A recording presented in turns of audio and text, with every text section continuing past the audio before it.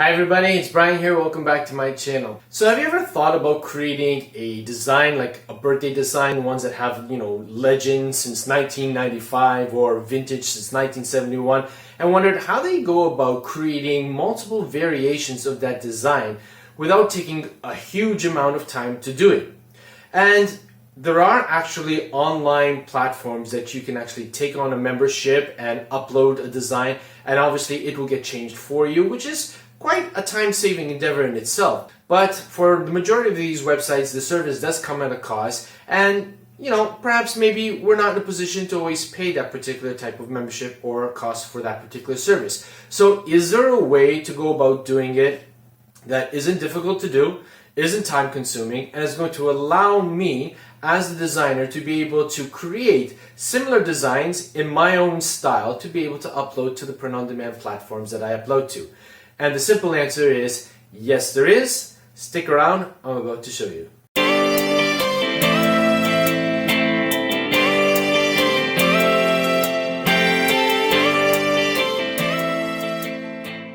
So before we continue with today's episode, the fact that you're here gives indication that you are interested in all things pertaining to print on demand. And for that, welcome to the channel. I want to sincerely and wholeheartedly thank you for taking the time out of your busy day to watch this episode, and indeed for watching any of the episodes on this channel.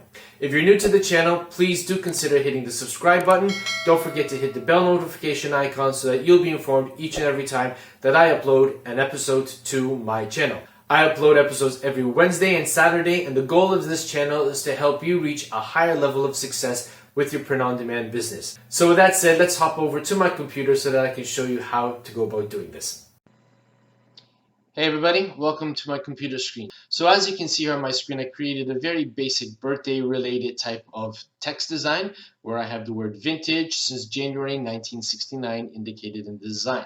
And what I want to do now is I want Photoshop to be able to help me to change 1969 and recreate this design with each year leading from 1970 all the way up to 2000. Now I could technically go in and just click on the layer and retype 1969 to 1970, 71, and so on and so forth, but that would be far too time consuming. So Photoshop can help us out with this. So we just have to do a few very basic steps to tell Photoshop what it is that we want to change and to give it the information it needs so that it will be able to help us. So the first thing that we want to do is we want to change the title of this layer from 1969 to the word year. So to do that, I just double click on it. Okay, and then once I'm given the opportunity, I just type in the word year. It doesn't need to be in uppercase or lowercase, it doesn't matter. Okay, and once I have that there, now I want to tell Photoshop that this layer is going to be a variable. I want Photoshop to consider it as a variable and not as a text layer. And to do that, I just mouse over up onto image, left click, go down to variables, and choose define. And when I do that, I'm going to be given this variable window here. And as you can see here, I already have the word year listed in the layers field for this particular window. All right. Now, if I had opened it and I didn't see the word year, all I'd have to do is click on this drop-down arrow, and then I would have all of the components of this design listed in the drop-down window, and then I would just obviously mouse over to the layer that I want. But in this particular case, we want year, so we're going to click on that. And then we want to tell Photoshop that we want to do a text replacement. So we're going to toggle text replacement. And now over here, what we're going to do is we're going to rename this, and we're going to call it auto year, because we're going to want it to automatically change the year. So we just come up with a title called auto year. You can come up with whatever you want, it's totally up to you, but you're going to use this word in the next step. So it's very important that whatever you use here, you remember it character for character, because if you misspell it in the next step, then it's not going to work. Okay, so we're going to choose auto year, and we're going to click on OK. Now, once I've done that very simple step, the next thing that I want to do is I want to type out all of the years that I want to use in this design on a spreadsheet or a text document so that I can then import this into Photoshop to use in terms of modifying this design. Now, I prefer using Excel, so I'm just going to bring up Excel over here. And what we're going to do is in the very first cell, A1, we're going to type in auto year. Again, this is the exact same title that we used when we were creating the text variable. Okay, now once we've done that, In the next row, we're going to start typing out the first year. So in this particular case, it's going to be 1970. And then in the next row, 1971. Now again, I could actually physically type out all of the years up to 2000, but again, that would take a lot of time. And this is the beauty of Excel. And this is something that Excel has over text documents like Word and Notepad, because if you just go up to the first year that you typed, and whilst holding the shift, you click on the next one, you're going to see, if I zoom over here, that there's a little black dot on the bottom left-hand corner. Now, if I just mouse over it, and once it turns into a plus symbol, and I just start dragging, you're going to see that Excel is going to start inserting all of the years one after each other, and I can just scroll down and continue doing so until I get to the year 2000. Okay, there we go. So we've got 2000, and we'll zoom out here.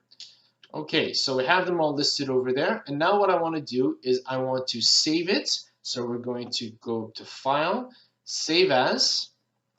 Okay, we're going to go into our tutorial folder here, and what we're going to do is we're going to name it anything that we want. So we'll type in batch year. But what's important over here is that we need to make sure that this is saved as a .csv file.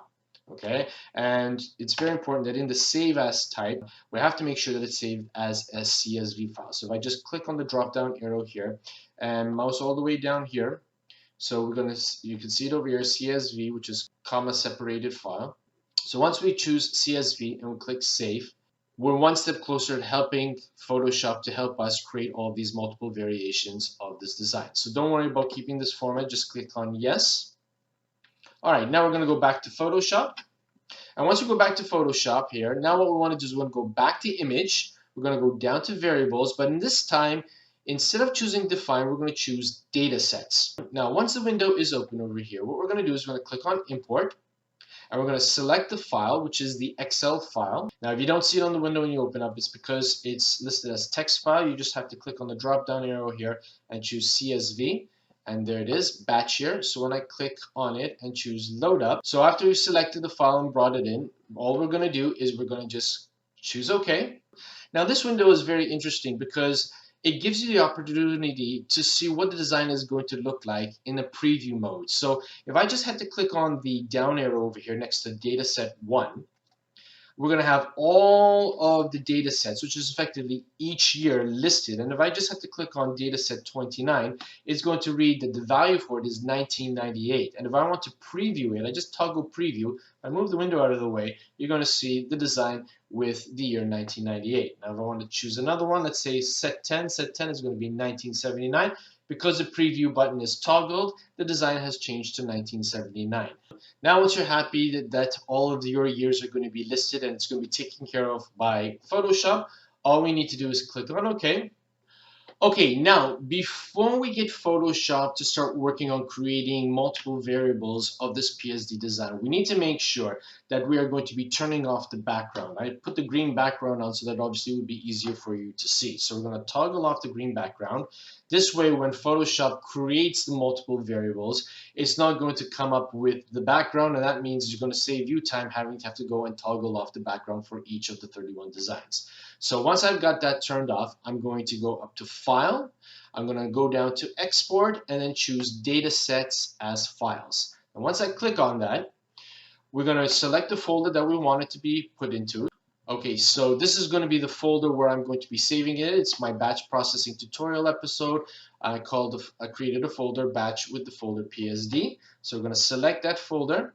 And then over here, you can actually modify how you want the file naming to be done. In this particular case, it's going to produce files called Vintage Design, Dataset 1, 2, 3, and so on and so forth, all the way up to 31, because we're going to have 31 different designs.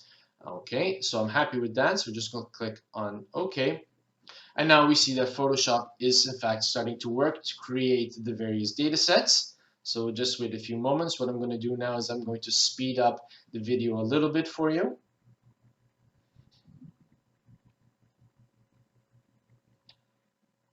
Okay, and as you can see here, we're approaching the end of the data sets being created, and now they've been created. So what I want to do now is we want to navigate to a file explorer in order to see all of the files there. So I'm going to bring up my folder here. We'll double click on the PSD folder, and as you can see here, we've got all of our vintage design sets in PSD format. Now, as you all very well know, we cannot upload a PSD file to a print-on-demand platform like Redbubble or TeePublic. Ideally, it would be saved as a PNG. Unfortunately, with respect to Photoshop, unless you actually create an action that will allow the conversion from a PSD to a PNG file, it was obviously going to take you quite some time to do that. Thankfully, there is an easier way to go about doing it. And in doing some research, I came across a website. It's free to use. I'm going to bring it up here. It's called convertsimple.com. And basically, all you need to do is effectively drag your PSD files into this area over here, select how you want it to be converted. So let's just grab a couple of them here. So I won't do all of them. Let's say we're going to tackle the first 5 here. And we're going to click and we're going to drag it into the area.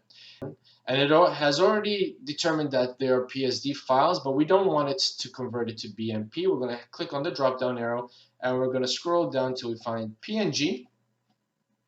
And once that's set, all we have to do is click on convert and wait for the online platform to effectively convert. Now, you have to be a bit careful with this because sometimes there will be a bit of an error with respect to the conversion. It's not 100% proof, but if it does happen, it doesn't matter. All you need to do is just effectively drag the file back again into the area and it will convert. And if it doesn't happen the first time, it will definitely happen the second time.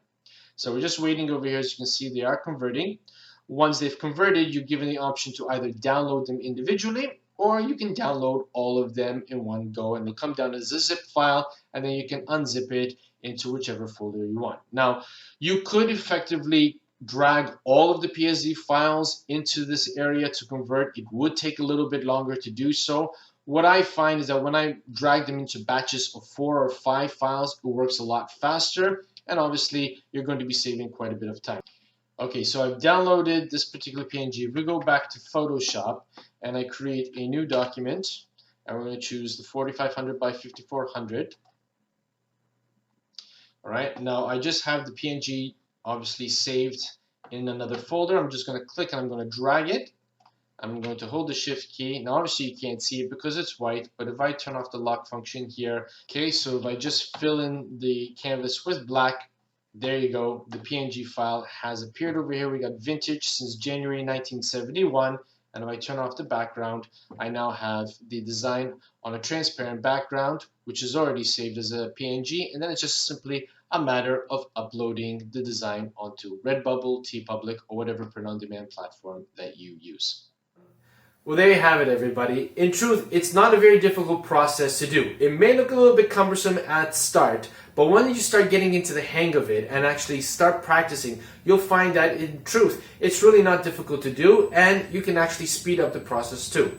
So with Photoshop and the convertsimple.com website, I will leave a link to the website in the description below. You can come up with so many different designs, and in truth, it won't take you that long to scale them at all, particularly if you need to modify the year. And if you wanted to, you could even go through the same process and obviously modify the month of the year. Instead of January, it could be February, June, December, October, what have you. The process is the same with respect to the month. So I sincerely hope you enjoyed this episode, that you got value out of it. But for today, that's all I've got. And as always, be safe, be well, be creative. Bye for now.